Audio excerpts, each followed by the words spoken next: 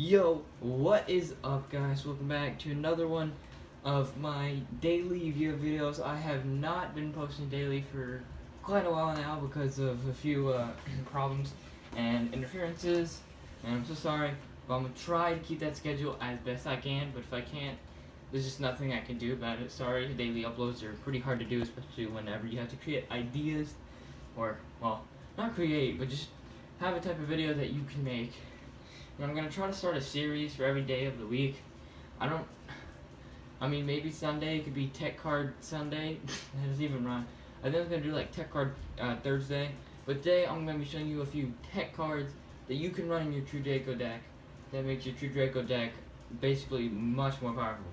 Now, most people like to run the usual Imperial Order, lose one turn, and I don't think there's much else for tech cards that you can run in True Draco that people know about.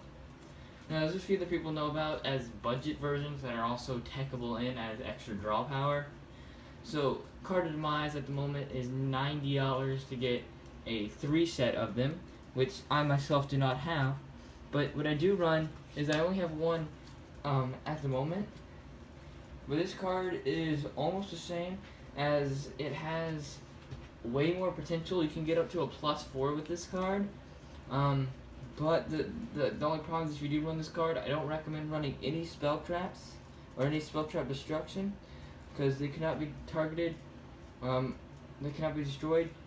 Okay, so first of all, you draw. I'm just gonna show you the card. So we have Magical Strain. This is quite an old card, but it is much too powerful for draw power. So you draw a number of cards equal to the number of face-up spell trap cards your opponent controls. This is really very powerful for the True Draco mirror match, because there's a lot of continuous spell traps, but most of the time they're not face up. Most of the time the spell is used for an extra normal summon, use the spell in that extra normal summon, and the traps are usually set to the next turn. But going second does give you an advantage as long as you can draw their traps out of being set. Now, this card also protects your opponent's spell traps for the next 2 turns, so that's why I don't recommend running any spell trap destruction. This does make the secondary effect of the spells completely useless, I know, but the extra draw power for such a cheap amount of money is just so powerful, and I really love this card, and you should run it too. And if your opponent has a full face-up back row, which is very unlikely, but it's possible, you will get so much plus, and your opponent will literally want to die. You can also get a +5 if your opponent has a field spell, but that's very unlikely. We're basically just basing off the fact that I'm probably gonna have 1 or 2 to filter, or maybe even get a +1, and very rarely get a +2 off of it. But it's pretty awesome, and I really like to run this card in this deck. A few tech cards. Most people don't like to run Desire. This is not really a tech card, but now it's really cheap. I recommend picking up a few of these and just holding on to them, because they're going to raise in price again for if they don't get reprinted in a while, because the demand for these is going to be still very high, and there's not going to be enough of them to go around. Same thing happened with Ghost Ogre. I mean, it's at $20 now, and that's the same as the Megaton that came in. So yeah. For another tech card, we do have Set Rotation for those of you that can only afford one Dragonic Diagram like me. As you can see, I run triple Terraforming and then triple Set Rotation. The reason I don't run double Set Rotation to make it exactly 6 is because Set Rotation, you want to be always running to Set Rotation, not your lockdown cards. I am actually running a Close Force and a magical mid-breaker field, just for if I already use my diagram and I just want to lock my opponents out of a field spell. Very situational, but I can give them the Close Force, and a less of a punishment for me is a magical. If you do run this, I'd always recommend going into the Close Force. But if the Close Force is on the field, you can't activate field spells. So if your opponent does have field spells in their deck, I recommend using Close Force, because even if they do destroy it, they still have to wait a turn in order to activate more field spells. Whereas it does negate all field spells, or you can't activate them, so you can activate your own diagram. But this is going to be set when you activate Set Rotation, so you'll be able to activate it during the turn that you activate Set Rotation. So you're completely fine. Magical Midbreaker, on the other hand, you can't activate any, so if your opponent does destroy it, they can go straight into their other field spell. So it's a little bit less of a downside, if they don't even use a deck that has field spells in the first place, it's better to just not negate your own, because then they'll just let that field spell sit there and negate your effects. So set rotation is pretty cheap. It is a short print in Maximum Crisis. I recommend picking up a few of these because it's basically an extra terraforming with a lockdown mechanic built in. Although it doesn't let you run some brick cards, but as long as you use your diagram to get rid of those brick cards when you do draw into them, you're fine. Okay guys, so we're going to go to the last tech card the second to last tech card of this video. So obviously, like I said, this is the tech card that most people run, lose one turn. Now I don't recommend taking this card out ever, it's very powerful, but there are other alternatives.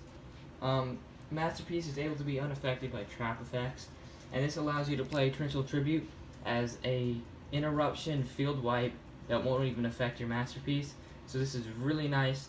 I love to play double. I don't really recommend running 3 because you might brick, so just watch out. But this card is very powerful, since whenever your monster is summoned, destroy monsters in the field.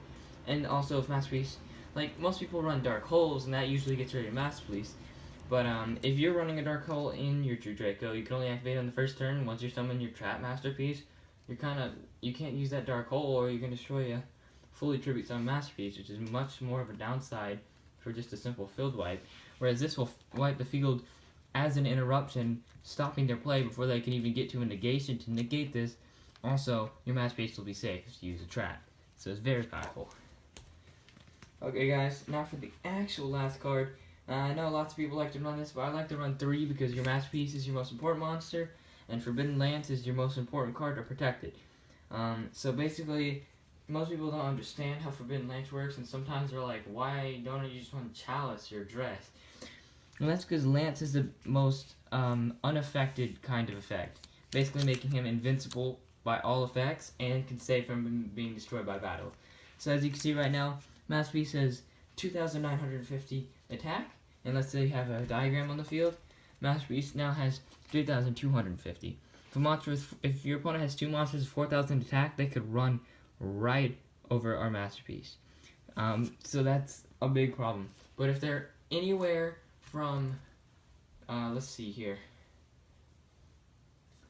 If they're anywhere from 3,850 or lower, you can activate Lance and it will lose 600 when attacking. Okay, well let me rephrase this. Your opponent has a monster with 4,000 attack and a monster with 3,500. Now, you can save your Masterpiece from losing his 1 safe by diagram by activating Lance and targeting their opponent's monsters. He is unaffected by spells and traps, but what this will do is reduce his attack, making him kill his own monster, and also dealing a little bit of damage to your opponent, depending on his attack. And then they can attack the 4,000, but it won't do much, and you can just activate its effect and pop it, and then you basically get a double destruction. So that card is very powerful. And that's basically it for today's video, guys. I really hope you guys liked the video. I really like showing off the tech cards that I find really powerful in my decks, and hopefully you like to watch them, because I know they can be a big help to some True Draco players out there that don't know how to make their deck 40 cards without all the expensive ones, and I've basically found a way to do it, and I might do a deck profile on this soon if people like it. I know people don't really like True Draco, and it's very expensive, especially diagram. People really are anti-diagram, but to be honest, it's worth the money. Demise is not as worth it as people may think. There's many other draw power alternatives, but there's not very many that can give such a plus to the deck as Demise as consistently, which is why Demise is usually a better choice for most people. But it's still, you don't need the Demise, but you need the diagram. I'm telling you right now, diagram is way better than you think it is, and it's much worth it. So yeah, that's basically it for today's video, guys.